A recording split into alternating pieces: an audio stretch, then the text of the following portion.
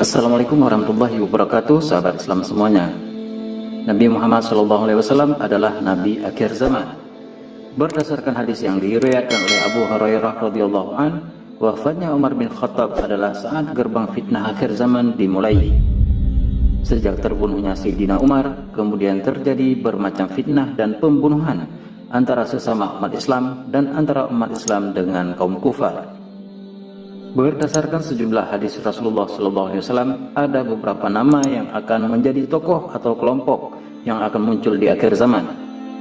Masih ingatkah kita dengan nama-nama itu?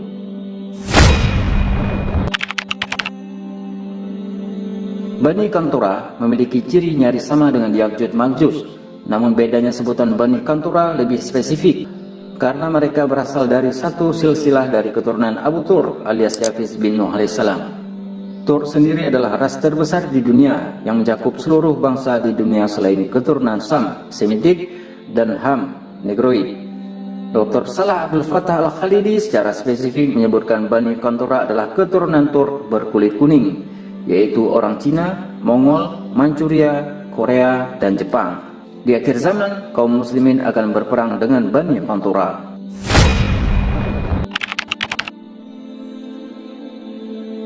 Bani Asfar maknanya secara bahasa adalah bangsa anak-anak berkulit kuning, sedangkan menurut para ulama adalah bangsa-bangsa turunan Romawi. Adapun Romawi yang ada di masa Rasulullah SAW adalah Romawi Timur yang disebut juga dengan Bizantium. Menurut Murtada Az-Zabidi dalam kitab Taj Arus, Bani Asfar merupakan keturunan dari Yafis bin Nuh alaihissalam yang berasal dari Levan, Syam, namun kemudian pindah ke wilayah Anatolia, sebagian negara Turki saat ini. Bani Asfar akan menjadi sekutu umat Islam dalam suatu perang akhir zaman, namun kemudian mereka akan berkhianat.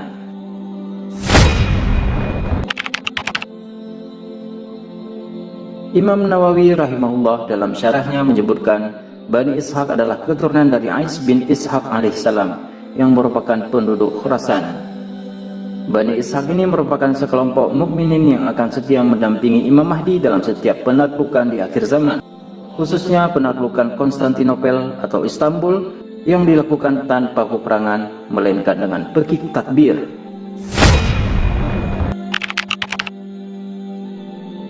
Dalam sebuah hadis dari Ibnu Majah disebutkan bahwa Bani Tamim merupakan pembawa panji Rasulullah di akhir zaman. Mereka adalah kelompok yang berasal dari timur yang bergabung dengan pasukan Mahdi. Hadis lain dari Ibnu Majah dan Tabrani menyebutkan bahwa Bani Tamim adalah kelompok yang akan mempersiapkan kekhalifahan bagi Al-Mahdi.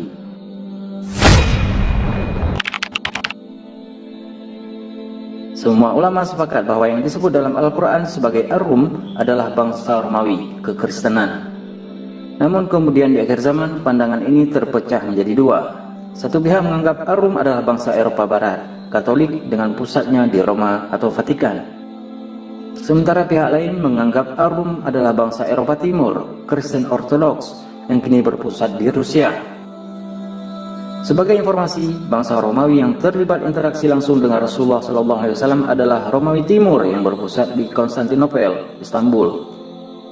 Sementara Romawi Barat sudah runtuh 1 abad sebelum periode Rasulullah SAW. Roma saat itu hanyalah sebuah papasi, kepausan.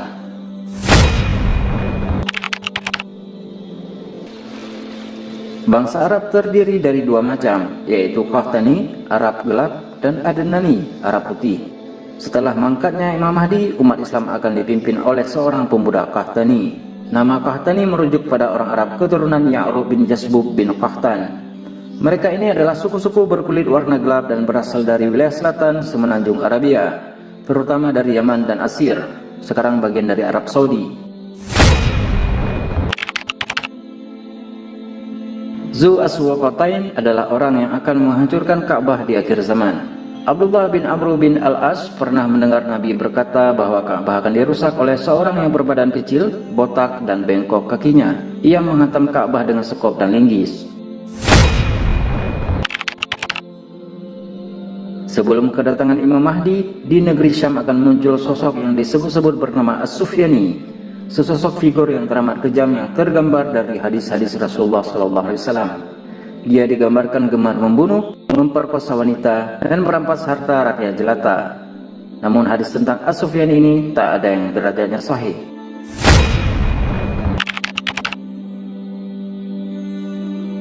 Semua pembicaraan tentang Imam Mahdi mencuat hebat di akhir abad ke-20 hingga abad ke-21 ini. Hal ini karena nubuat Rasulullah SAW bahwa di akhir zaman akan muncul Al-Mahdi yang akan membawa Islam kembali ke masa kejayaannya.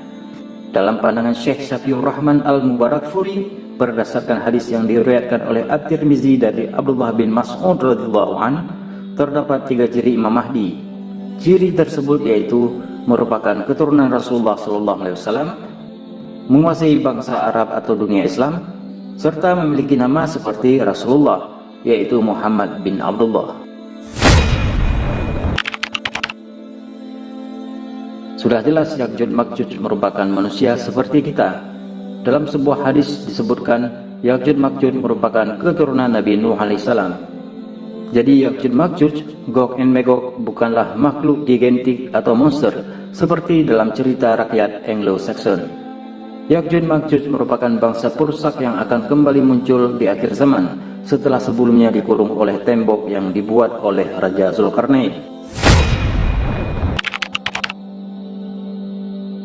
Dajjal merupakan fitnah terbesar bagi manusia di akhir zaman.